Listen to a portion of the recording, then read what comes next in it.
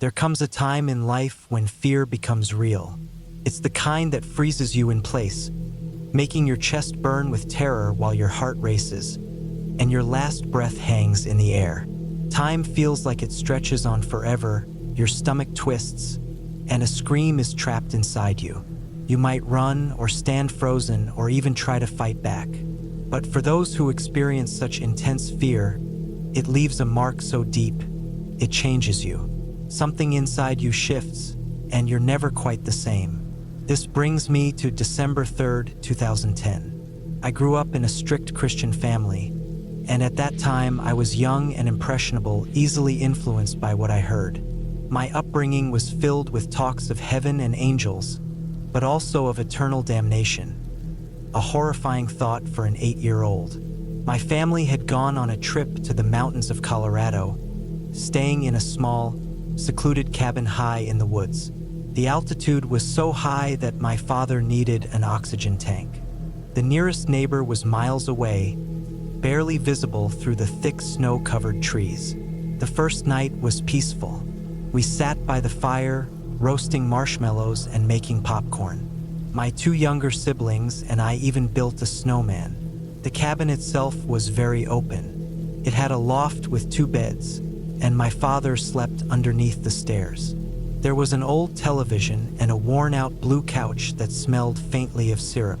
I slept in the bed nearest the edge of the loft, while my 6-year-old sister, Emily, slept in the other bed. Our youngest sister, Ella, who was only 2, slept downstairs with Dad. That night passed quietly, but early the next morning, I woke up to a strange sound. It wasn't soft, more like something hard scraping against wood. At first, I thought it was my father or maybe an animal, but the noise kept going. Lying still, I peeked out from under my pillow, which I always kept over my head when I slept. From where I was, I could see the edge of the loft, which overlooked the living room and kitchen. The large windows highlighted just how isolated we were, surrounded by dense trees and far from any lights. That's when I saw it, a dark shape on the overhang. It looked almost like a shadow. The figure had a hand, but it wasn't right. The fingers were long, bent at odd angles, tapping against the wood. I froze. My body went cold, and I couldn't believe what I was seeing. I turned my head away, telling myself it wasn't real. I tried to convince myself it would be daylight soon and everything would be fine. I had been raised to believe that demons and monsters didn't exist. We were devout Christians, after all. There was no way something like that could happen to us. I whispered prayers under my breath, repeating Bible verses, hoping that would make it go away. Eventually, the air seemed to calm, and I dared to open my eyes again. Whatever it was had vanished. Relieved, I turned over to face the wall. Beside my bed was a small table with an old oil lamp. Behind it, I noticed something strange. A small seam in the wall, like a door I hadn't seen before. It was a tiny, square door, dark brown and worn, with charred marks around the edges. I eventually fell back asleep, trying to forget what had just happened. Later that day, I told my dad about the door. He checked it out and found that it led to a small storage space with nothing but a few water jugs and firewood. There was nothing unusual about it, at least that's what we thought. The second night was when everything changed. Still shaken, I asked my dad to leave a light on, but he didn't like that idea. Instead, he built a fire in the fireplace. As I lay there, watching the flames dance on the ceiling, I felt a little better. But when the fire began to fade, casting just a faint glow, I heard the tapping again. This time, it came from behind the little door. At first, I tried to ignore it, convincing myself it was just a branch scraping against the cabin. But then the door shook. My eyes widened in horror as I saw long fingers slip through the crack. The door rattled, and scratching sounds filled the room. My sister stirred in her sleep, and I prayed she would wake up and call for Dad. But instead, there was another loud bang. The fire had gone out, leaving me alone in the dark. I heard another bang, followed by a series of thuds, as if something was trying to break the door down. I stayed perfectly still, barely breathing. Then, from behind me, I heard my sister's voice, but it was abruptly cut off by a blood-curdling scream. Whatever was behind that door was now on my bed. I squeezed my eyes shut, too terrified to move, as the banging continued. Suddenly, my father burst in, shouting, "What's going on?" I heard movement on the stairs, then silence. When I finally opened my eyes, the door was slightly ajar, and two glowing eyes stared back at me from the darkness. My father had been knocked unconscious, and the creature had fled. We were in shock. Hours later, park rangers found us. But by then, my two sisters had huddled together for warmth, trying to fend for themselves, while Dad lay unconscious. I've never spoken of that night again. To this day, I still don't know what I saw, but sometimes, late at night, I catch a glimpse of long, clawed fingers just before they disappear from sight. This occurred about 4 years ago when I was 18, though the memory still lingers. It happened on my birthday in a quiet town in Ohio, where I lived at the time. I had 7 close friends, and I was getting ready to celebrate my 14th birthday. I was really excited about it, so I decided to host the party at a small cabin in the woods. My dad made the arrangements for us to stay in a cozy cabin tucked away in the trees. The place had everything we needed: a kitchen, a living room with a TV, 2 bedrooms, and a bathroom. It was going to be peaceful and relaxing. Before my friends arrived, my dad helped me decorate, and we put up some balloons, streamers, and string lights to create a warm, cozy atmosphere. Just as we were finishing, there was a knock at the door. I opened it to find my friends and cousins. When I saw my best friend, John, I ran over to hug him and invited everyone in. "You made it just in time," I said, smiling. Once everyone settled in, my dad ordered pizza, and we ate together. Afterward, we gathered to chat and share stories. After a while, my dad said he needed to go into town for a bit. He seemed nervous about leaving us alone, but I reassured him we could handle things. I promised I'd make sure the doors and windows were locked before he left. Once he was gone, we went outside and started a small campfire to roast marshmallows and make s'mores. The mood was light, and we began telling scary stories. At one point, Sarah told us about a real-life story of a female serial killer. Though we laughed it off, the mood shifted, and then Jack opened up, saying his parents had divorced after he came out. His mom was supportive, but his dad couldn't accept him, and things had gotten so bad that his mom had to file a restraining order against him. As Jack told us this, tears welled up in his eyes, and we asked to see a picture of his dad. Jack showed us a photo on his phone. Suddenly, we heard strange crunching noises from the woods. Since we were far from any neighbors, it felt unsettling. "What was that?" Luis gasped. I tried to stay calm and said, "It's probably just an animal." But Mike, who was always the brave one, disagreed. "That doesn't sound like an animal. It sounds like footsteps." He was right. It sounded like someone walking, not an animal.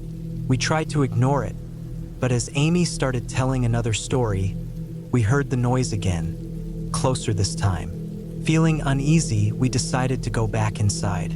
We hurried to the cabin, and I locked the door, double-checking the deadbolt. To calm ourselves, we decided to watch some TV. We picked an anime series on Netflix and ended up watching an entire season before heading to bed. 6 of my friends went upstairs to sleep in the beds, while 4 of us, Luis, Sarah, David, and I, decided to sleep in the living room. We wished each other good night, and while everyone else drifted off, I stayed up scrolling through social media. Eventually, I felt drowsy, plugged in my phone to charge, and dozed off. But I hadn't been asleep long when loud banging from the front door woke me up. The others were up in an instant. We had to check who was at the door, and I volunteered. My heart pounded as I approached. The cabin was old and didn't have a peephole, so I couldn't see who was outside. We agreed not to wake the others upstairs, hoping it was just an animal or a stray dog. Then we heard tapping on the window, and someone began banging on the glass. I crawled to the window, cautiously pulling the curtain aside. When I peeked out, my blood ran cold. Standing there was a tall man, probably in his late 40s, wearing nothing but boxer shorts, no shirt, no shoes, just boxers. He had a rifle in one hand and a twisted grin on his face. He waved at me mockingly and then pointed at the front door as if telling me to let him in. My stomach sank as I recognized him. It was Jack's dad, the same man from the photo. I quickly closed the curtain and rushed to tell the others. They were just as terrified as I was. We hurried upstairs to wake the others, knocking on Mike and Tom's door. They were groggy at first, but when we mentioned a man outside, they quickly woke up. When Jack asked who it was, I hesitated but then said, "Jack, I think it's your dad." Jack went pale, his eyes filled with tears. Sarah and Tom tried to comfort him, but we were all on edge. Some of us doubted my story, thinking I was dreaming, but I assured them I was wide awake. Then we heard another loud bang on the door, followed by Jack's dad shouting, "Let me in, kids!" We were frozen with fear. We knew someone had to call the police, but we didn't want to risk him knowing exactly where we were. Tim grabbed his phone, but the signal was weak. Meanwhile, we searched for anything we could use as a weapon. Sarah and Amy found kitchen knives. Jack grabbed some pepper spray. I picked up a metal bat and Luis took out a pocket knife. Tim kept trying to get through to the police, but the banging on the door grew louder. Jack's dad was trying to break it down. After a few heavy kicks, he managed to put a hole in the door and shouted that he was going to kill us all. We screamed in panic, but before he could get inside, I ran over and sprayed him in the face with the pepper spray. He howled in pain, stumbling back. Jack swung the door open and shouted, "Emily, hit him." I swung the bat as hard as I could and struck him on the head. He collapsed unconscious. We rushed upstairs, barricading ourselves in one of the rooms. Tim still had his phone, so I asked him to call 911. Thankfully, he got through this time. I explained our situation to the operator, and they assured us help was on the way. We were instructed to stay hidden in the room. It felt like an eternity, but finally, we heard sirens and saw flashing lights outside. 5 police cars arrived, and the officers quickly cuffed Jack's dad. When he woke up, he found himself in the back of a squad car. The police asked us for our statements, and we explained everything. Fortunately, none of us were physically hurt, but we were shaken. The officers stayed with us until our parents arrived to take us home. A few days later, we learned that Jack's dad had tracked us down and planned to kill Jack and all of us that night. The police also discovered that he had been under the influence of drugs. Jack is seeing a therapist now, and I'm forever grateful we acted quickly. If we hadn't, I don't think we'd have made it out of that cabin. About a year ago, my friend Emily, who lived next door, joined me on a trip to a summer camp where we volunteered as guides for younger kids. The camp was situated on a remote island, far from the hustle and bustle of the world, or at least that's how it felt. It was early July when we headed out to the island, and everything seemed fine once we arrived, except for the fact that Emily and I had a cabin tucked far into the woods, unlike the others. We had to walk down a long, rocky trail to reach it. Curious as we were at that age, I suggested to Emily that we take a walk in the woods after dark, just to add some excitement. She agreed, and that night we quietly snuck out of the cabin, careful not to disturb anyone, and made our way down the path toward a big hill in the distance. We decided to run toward it, and when we reached the top, I looked out over the vast open fields ahead of us. That's when we saw something flying toward us. 3 red lights that looked like tiny dots against the dark sky. Emily and I stood frozen, unable to move. After what felt like forever, we regained control and ran back to the cabin as fast as we could. We spent the entire night huddled in a corner, too scared to sleep, but eventually, exhaustion took over. When we woke up, we confirmed with each other that we had really seen what we thought we had, but we didn't tell the others. That evening, we decided to return to the same spot, only this time a little later than before. When we arrived, the 3 red lights appeared again, this time much closer. We screamed, and the moment we did, the object disappeared. We hurried back to the cabin and locked ourselves inside, regretting that we had ventured out a second time. Neither of us slept that night. The next morning, I turned on the news and saw a report about dozens of other sightings of the strange object we had seen. It turned out that nearly 100 other people had witnessed the same thing. An actual UFO. I stood in shock as Emily's face turned pale. We went to the camp's head counselor and told them about what happened, but no one believed us. All I know is that I will never go back to that camp again.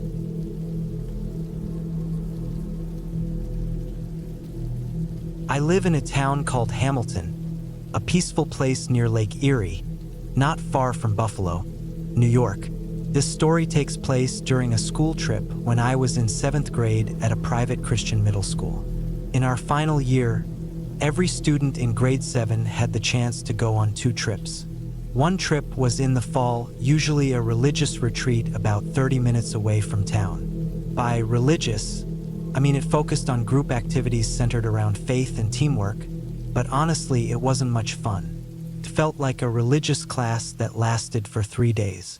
The second trip was usually in the spring, when we would visit the capital city for a weekend of museum visits and sightseeing. For some reason, our class got a different spring trip. Instead of going to the capital, we ended up on a camping trip about 3 hours away to Silver Lake Provincial Park. The camp was set up around one of the park's many lakes, and it looked just like a typical summer camp. Cabins were scattered near the water and partly hidden in the woods. The bathrooms and dining hall were in separate buildings. The boys and girls stayed in different cabins. The girls' cabins were raised on stilts, closer to the water, while the boys' cabins, including mine, were near the woods, right on the ground by a gravel path. I shared a larger cabin with 4 other guys. It was the biggest cabin, but also the least sturdy. Other cabins had proper windows and doors that could shut and lock, while our cabin felt like it was made of thin wood. The windows only had bug screens, and the door didn't shut all the way. I should mention that I had never been camping before since my family wasn't into it, so this was not exactly the best first impression. That's when things started to get strange. On the first evening, we gathered outside the dining hall for a nighttime activity. The camp counselors told us about a hermit who supposedly lived in the nearby woods. They planned to take us out in groups to show us where this hermit lived. It seemed random, but it caught everyone's attention. The whole group was buzzing with nervous excitement as we wandered deeper into the woods with our flashlights, looking for the hermit's hideout. Eventually, we found it, a huge log turned into a makeshift bed. After that, we were led back to camp. My group didn't see anything, but others started whispering about seeing someone sneaking through the woods. One guy from my cabin even said he saw glowing blue eyes in the forest. I didn't think much of it. I figured the hermit story was just a camp trick to spook us, and anyone out there was probably just one of the counselors. Later that night, in the middle of the night, I woke up to the sound of someone running down the gravel path outside our cabin. At first, I was startled, but I tried to convince myself it was just an animal. That was, until I heard the crunching sound of gravel right outside the cabin. It was quiet, but unmistakably the sound of a person. Suddenly, I felt a wave of dread. My bed was right next to the door, which didn't even lock. If it was an animal, or worse, a person, they could easily get in. There were no curtains on the windows, so whoever was outside could see right into the cabin. I stared at the door, ready to scream if it started to open, but it never did. The sounds eventually faded, and whoever it was walked back into the woods. I immediately thought of the hermit, It didn't make sense for it to be a counselor or teacher checking on us at 3 a.m. Too late for that. Surprisingly, I managed to fall asleep again, but that was the only exciting part of the trip. The rest of it was pretty miserable.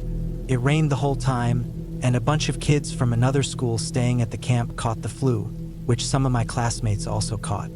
On the bus ride home, half the bus was quarantined. After a while, I almost forgot about the strange encounter, thinking it must have been a counselor playing a prank. But the story didn't end there. The next year, my younger brother went on the same trip. Just like in my year, they took the students on a hermit hike. The first night, my brother didn't think much of it. But a day later, when he and some friends were exploring the woods near the lake, he swore he saw a small, scruffy figure sitting on a log in the distance. I know this isn't the scariest camping story ever, but it still gives me chills, knowing that the hermit was real. It's unsettling to think the camp thought it was a fun idea to bring kids to this person's spot in the woods, and that the hermit wasn't shy about sneaking around our cabins at night. It's been about 8 years since this happened, and I haven't gone camping since. When I was 10, I had a very unusual experience while at a summer camp with my friend Ethan. We were staying in a small cabin, and one night, around 2 a.m., I suddenly woke up from a deep sleep.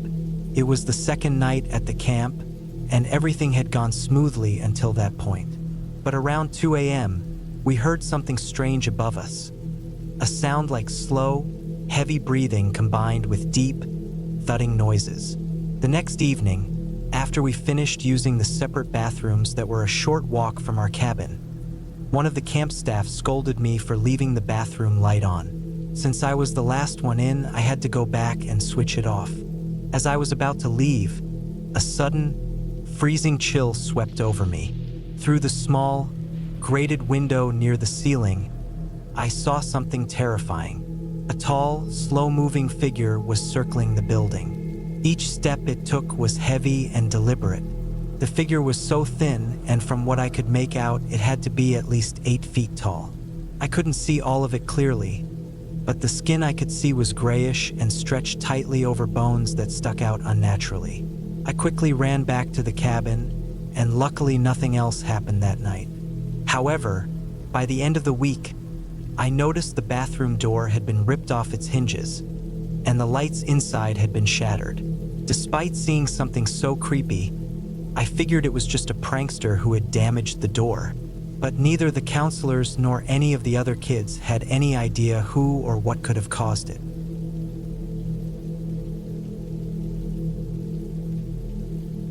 I lived on a 20-acre wooded property near the line between Kentucky and Tennessee. We had a little cabin there, but strange things often happened. One night in early April 2008, a fierce storm hit. My cousin Ruby and I were watching reruns of The Dukes of Hazzard when the lights went out.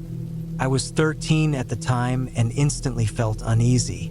I grabbed a flashlight and started heading to my dad's room when I heard a noise at the front door. Like any curious teen, I went to open it to see who it was. That's when my dad burst out of his room, yelling, "Don't open it!" I froze, confused, and asked what was wrong. His answer still sends chills down my spine. He said he saw something at the window, a shape that wasn't human, not even close. He explained that whatever was out there wanted to get in, and we weren't going to let it. We huddled together in the living room with a lantern and a couple of flashlights, hoping to wait out the storm and praying whatever was outside would leave. Just as we were starting to nod off, exhausted from the long wait, the door suddenly swung open. Before I had a chance to understand what was happening, my dad grabbed me and anything else we could carry, and we locked ourselves in his room. Ruby followed us in and locked the door behind her. My dad grabbed his shotgun. I asked if we should call the police, but he reminded me that our closest neighbor lived about 8 miles away, and the cops could take almost 40 minutes to get to us. By then, we could already be gone. Ruby stood guard by the door, growling at whatever was outside. The thing pounded on the door for a good 5 minutes before everything went silent. We could hear it walking away, but the footsteps were much heavier than my dad's. Like whatever it was weighed over 400 pounds, but was still walking on 2 legs. Once we felt it was safe enough, we called the police. After asking us a few questions, we left for my grandma's house. Not long after that, we sold the cabin, and I never went back. My dad returned once during the day to collect our things, armed with his shotgun. To this day, I don't know what came to visit us that stormy night, but I'll never forget the strange tracks we found when we rushed out of the cabin. They weren't regular footprints. They looked more like hoof prints.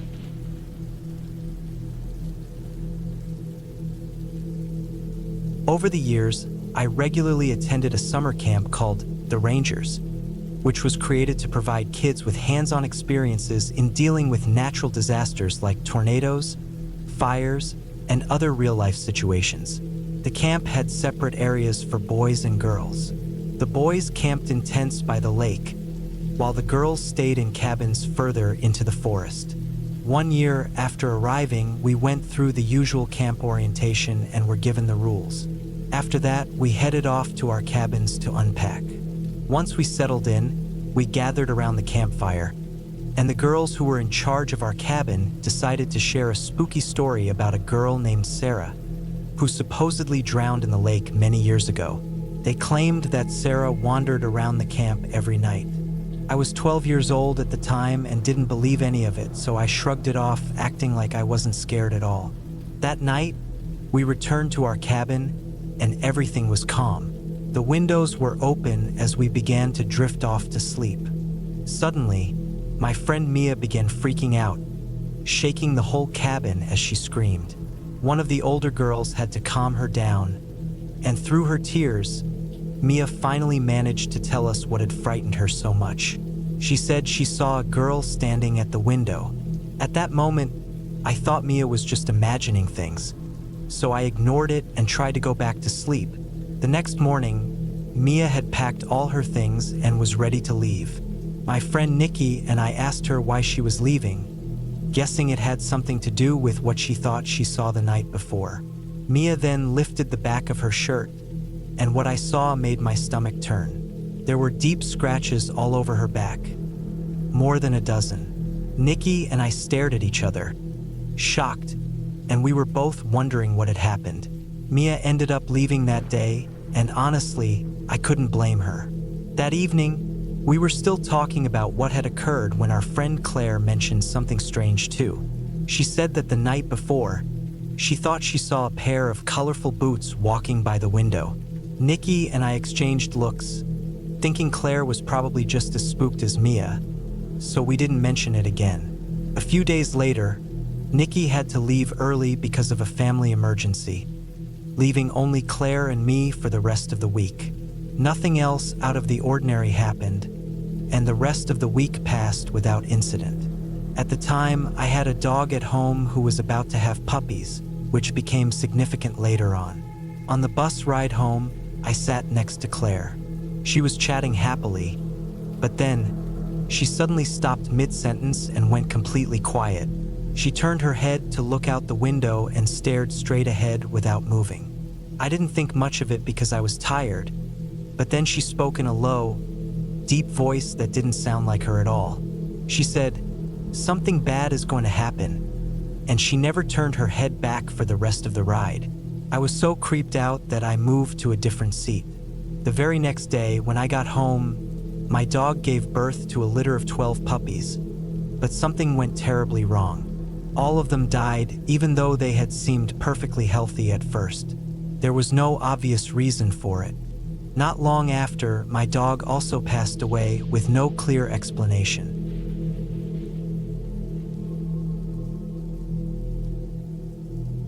I'll begin by saying that I can't fully explain what my friends and I went through that night, but something definitely felt off. This occurred in the fall of 2018 when I was 17. A group of us decided to go camping with our youth club. The first night was uneventful.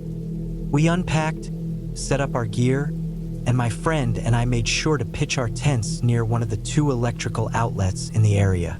The next day was calm as we hung out, chatted, and played cards. One person even brought a portable game system, and we had a small projector to mess around with. By lunchtime, we had run out of bottled water, so a few of us were sent to fetch more from a nearby water pump about a mile away. Since I was the largest in the group, I had to carry the water back. However, I knew I couldn't manage to carry all 3 5-gallon jugs at once, so I figured I could bring back one at a time. On the way there, we found an old cart near a shed that had 2 big wheels, a wooden frame, and a handle long enough for me to push while dragging the water jugs behind. We decided to use the cart to help haul the water back. It took longer than expected because some guys were messing around with the pump, which was in front of an old bathhouse, lit by a single light near the lake. After filling the jugs, we used the cart to bring them back and continued with our day. Later that night, the jugs needed to be refilled, but instead of waiting until morning, my friend and I were asked to go right then, in the dead of night.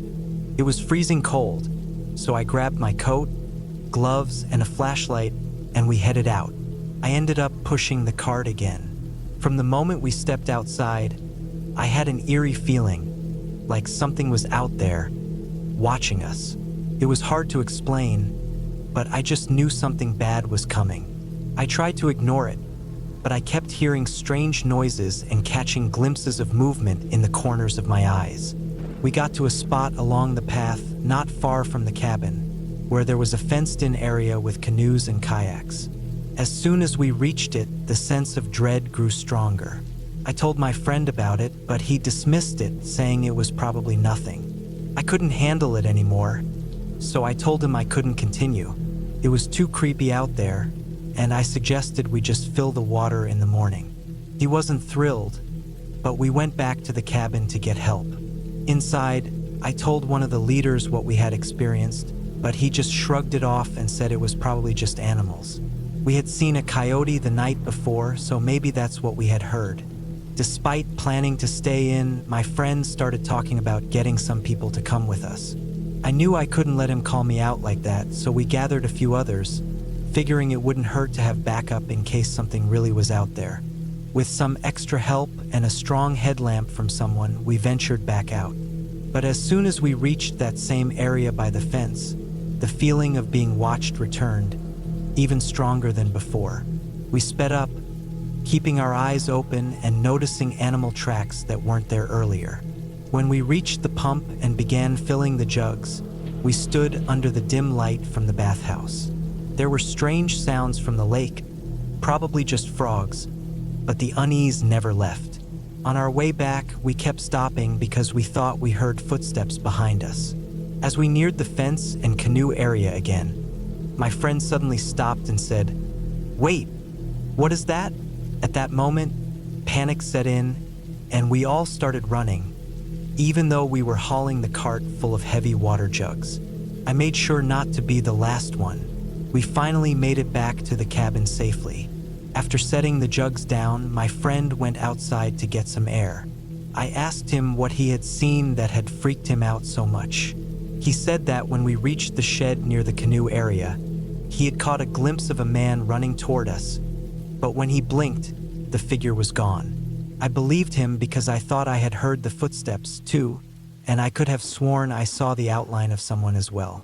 The next morning, we checked the area, but all we found were a few worn footprints. Later that day, as we were driving away and past the same fenced area, I felt that same unsettling sensation. To this day, I don't know what we encountered. Was it all a strange coincidence? Or was someone out there watching us? I can't remember the name of the campsite, so I haven't been able to look into it. But one thing is for sure, I'm never going back there. You just never know what could be hiding in the woods.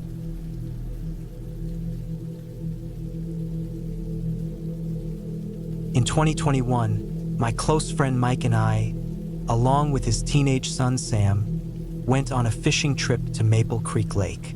It had become a yearly tradition for us to spend the night fishing in early September. I would always meet Mike at his house, load my fishing gear into his SUV, and help him pack his own equipment so we could get started right away. I always looked forward to this trip as a way to relax after a busy week at work. Sam, who was getting ready to start his senior year of high school, was eager to finish school and get out into the world. At that time, I was 32 years old, and I gave him the usual advice to enjoy his youth, as adult life can be tough. Mike and I had been friends for over 10 years, working together that whole time. Our friendship felt more like a brotherhood, always having each other's back and treating one another like family. As we began our drive to our favorite fishing spot, I told Mike we needed to stop and get more bait. He shook his head in mild frustration, so I asked if everything was all right. "I just want to get to the water quicker," Mike replied. "I thought you already bought the bait." I felt a bit guilty but laughed it off. "Hey, I'm only human." We stopped at a small convenience store in a nearby town, grabbed some worms and a few random items Mike liked to use for bait, and got back on the road. We were all in good spirits, listening to some classic tunes, excited to catch some fish. The drive from the store to the lake was about 20 minutes, but it felt like forever. When we finally arrived, we saw a sign saying, "Closed due to wildlife activity." The trail down to the water was already darkening as the sun set, but none of us thought much of the sign. Mike and I both carried firearms when we weren't at work, so we felt safe. We grabbed our gear and made our way down the dark path, eager to start fishing. As we set up, we began joking around, talking about who would catch the most fish. Sam was the first to cast his line, claiming he'd outfish us both. Mike and I just laughed and cast our lines after him. A few hours into fishing, we were having a great time, chatting about cars, girls, and work drama. At one point, Sam stood up, saying he needed to step away to relieve himself. I reminded him to take a flashlight since it was pitch dark, and I didn't want him getting lost. Sam grabbed a light and walked into the trees. Around the same time, we began hearing a faint knocking sound in the distance. A steady, eerie knock, knock. It sent a chill down my spine, but I quickly brushed it off, assuming Sam was just playing around. When Sam returned, Mike immediately asked, "Can you stop messing around out here?" Sam looked confused and responded, "What do you mean? I wasn't doing anything. And who was making that knocking sound?" Just then, the knocking started again, but much louder. Asterisk knock, knock. Asterisk. I grabbed the flashlight from Sam and shone it in the direction of the sound, but I couldn't see anything. Then suddenly, something heavy hit the ground near us. I swung the flashlight toward the noise and saw a large rock, easily weighing 15 pounds or more. Mike began to look uneasy, thinking maybe someone was playing a prank on us, but Sam nervously asked, "Could it be a bear?"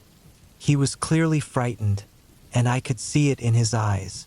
"No bears knock or throw rocks," I said, feeling nervous myself. I pulled out my firearm, ready to use it if necessary. The knocking and rock throwing stopped for a while, so we thought it might have been over. I glanced at my phone, and it was nearly 2:30 a.m., though it didn't feel that late. Suddenly, another knock echoed through the trees, followed by a disturbing, gut-wrenching sound. A mix between a howl and a yell. It was way too close for comfort, and I could feel the goosebumps rising on my skin. I looked at Mike and Sam and asked, "Are you guys ready to leave?"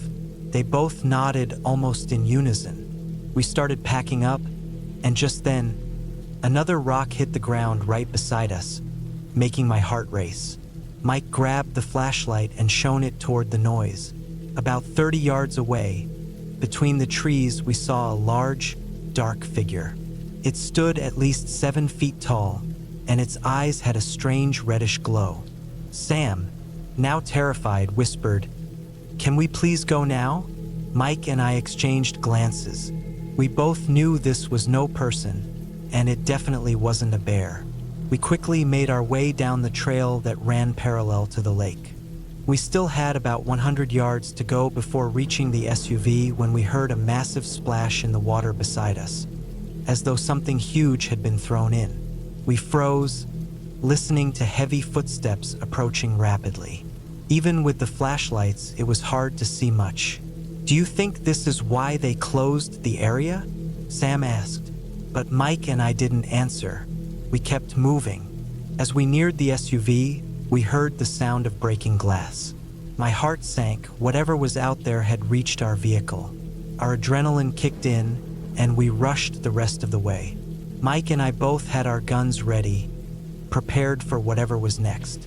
We heard more unsettling sounds, including a loud screech, like an animal in pain. I turned to Mike and asked, "Does your remote start work from here?" He fumbled in his pocket for the key fob, and just then, a horrible stench hit us. Something like wet fur mixed with rotting wood. I knew it was close, too close. Low growls echoed from just ahead. We finally made it to the SUV. All the windows had been shattered, and we quickly saw what had caused the screeching. A dead raccoon, twisted and mangled in a grotesque way, lying near the back. We jumped into the vehicle and Mike started it up. As the headlights flicked on, they illuminated the woods ahead, revealing a massive creature. It stood over 7 feet tall, with dark fur and glowing eyes, holding a huge rock in its hand. The word that came to mind was Sasquatch. Mike began to back up slowly, but the moment the creature took a step toward us, Sam shouted, "Go, go!" Mike floored it and we sped away. Just as we did, we heard a loud thud and felt the back of the SUV jolt. The creature had thrown the rock at us. We drove the entire way back in silence, none of us saying a word, our minds racing. When we finally pulled into Mike's driveway and the garage lights turned on, we got out and inspected the damage. The SUV had deep scratches, shattered windows, and in the back, the huge rock that had hit us. Mike looked at me and finally broke the silence. "Was that what I think it was?" he asked. I nodded, still in shock. Sam was too shaken to say anything. We tried to tell Mike's wife what happened, but she didn't believe us, thinking we had been drinking and wrecked the car. I told my wife the story, and she just laughed it off. It really happened, but it seems no one wants to believe us. It's 2025 now, and we still haven't returned to that fishing spot. Next time, we'll be sure to pay attention to any warning signs and stick to safer waters.